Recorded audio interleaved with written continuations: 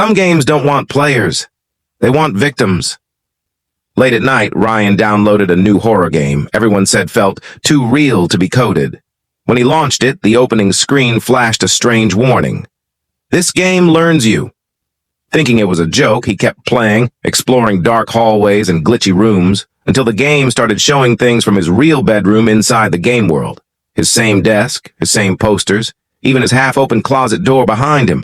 Confused, he tried pausing, but the game unpaused itself and forced his character toward a glowing door labeled Room 218, his real apartment number. His headset crackled as a deep voice whispered, "Level 1, find the player." The screen suddenly turned black, then switched to a live feed of Ryan's actual room, even though his webcam wasn't connected. In the feed, a tall shadow stood behind him, perfectly still. Heart racing, Ryan spun around. Nothing. But when he looked back at the monitor, the shadow was now closer, its hand reaching toward the camera.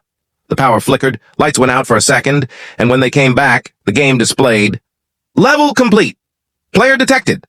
From that night on, no matter which device he turned on, console, laptop, even phone, the same message appeared. Continue?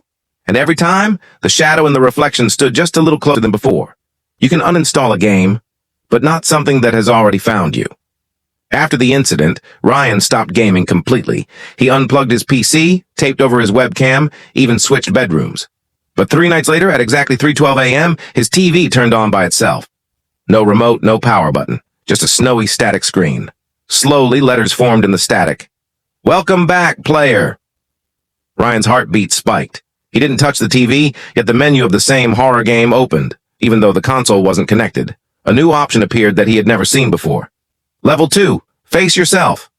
The moment he read it, the lights in the room dimmed and the TV speaker let out a soft whisper. "Sit down. The game isn't over." Terrified, Ryan backed away, but the static on the screen shifted into a video feed, not of his room, but of a dark version of his room, like a Shadow World duplicate. In that copy room, Ryan saw himself sitting in a chair, motionless, staring at the screen. Then the shadow version of him slowly turned its head and stared directly into Ryan's eyes through the TV. The game displayed a new message. "The shadow has taken its position. Now take yours." Suddenly, Ryan felt a cold pressure on his shoulders, as if something stood behind him. He didn't dare turn around. On screen, the shadow Ryan lifted a hand and pointed forward, pointing at him. The final message appeared. Continue, YN. But this time, both options slowly glitched into one word. Yes. The scariest part wasn't that the game found him, it was that it remembered him. Ryan finally gathered the courage to turn around, expecting a shadow or a figure behind him. But there was nothing. His room was empty. Confused, he looked back at the TV, and that's when he noticed something horrifying. The Ryan inside the screen wasn't the shadow version anymore. It was him, wearing the exact same clothes he had on right now. Except the Ryan on screen wasn't scared. He was calm, smiling.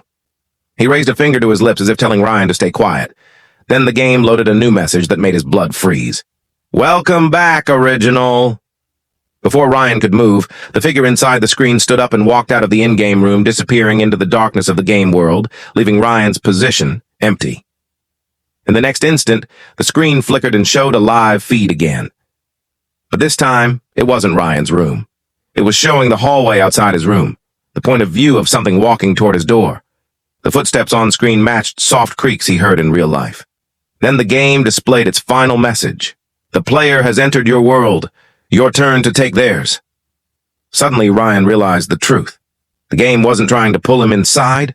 It was trying to replace him. As the footsteps reached his door, the TV powered off by itself, leaving him in darkness. And in the black reflection of the screen, Ryan finally saw it. It wasn't the shadow stepping into his world. It was the version of him from inside the game, smiling, real.